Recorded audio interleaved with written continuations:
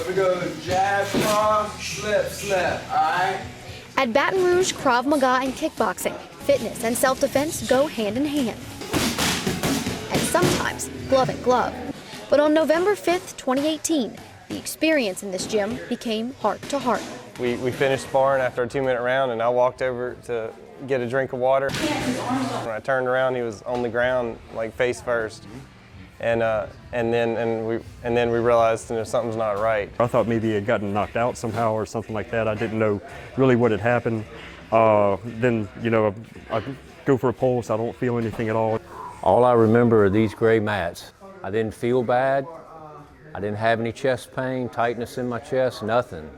Trey Wicker, an off-duty firefighter with St. George Fire Department, and Richard Campbell, a former EMT, sprung into action to try to save fellow gym member, 50-year-old John Barnett. He was able to, switch gears from, being at a place where he comes for fun and to relieve stress and to work out and things like that, and immediately able to switch that mindset to, I got to save this man's life.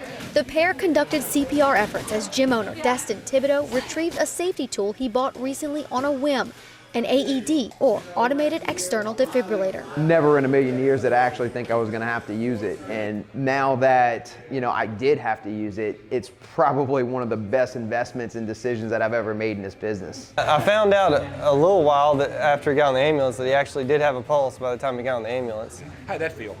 It felt good. It felt really good. Got to the hospital and I was clinically dead. Had no neurological activity.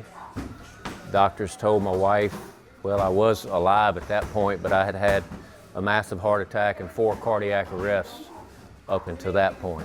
Credit for keeping it that way goes to Wicker, Campbell, and Thibodeau. I sit here today because of that initial incipient response that I received immediately, and that was critical. I was told again and again by cardiologists and critical care specialists how important that was for my survival. I had no signs or symptoms or indications that I had any heart trouble. I had trained hard for years as an athlete. I'd eaten a good diet. I'd done all the right things. I guess by all theoretical standards, I shouldn't be this guy, but I am.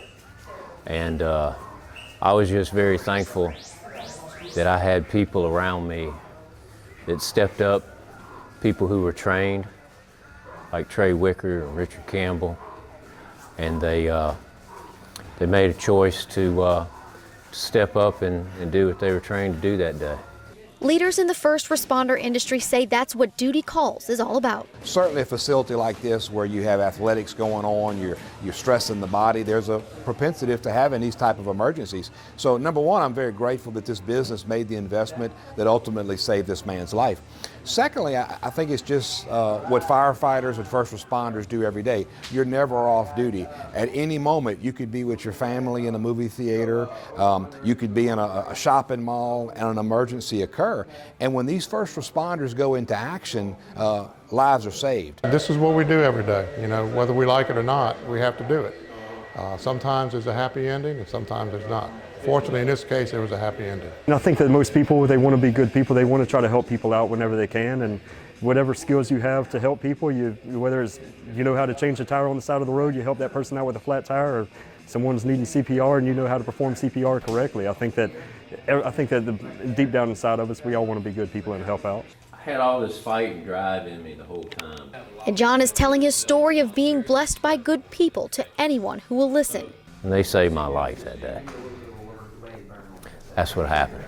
That story is now on its next chapter, continued recovery with the goal of eventually returning to the gym for more than just hugs and handshakes. I died here. I'm glad to be back. I feel like MacArthur returning to the Philippines. John's story is a testimony to the human spirit, both in the will to live and in our community's everyday heroes answering the call in and out of uniform.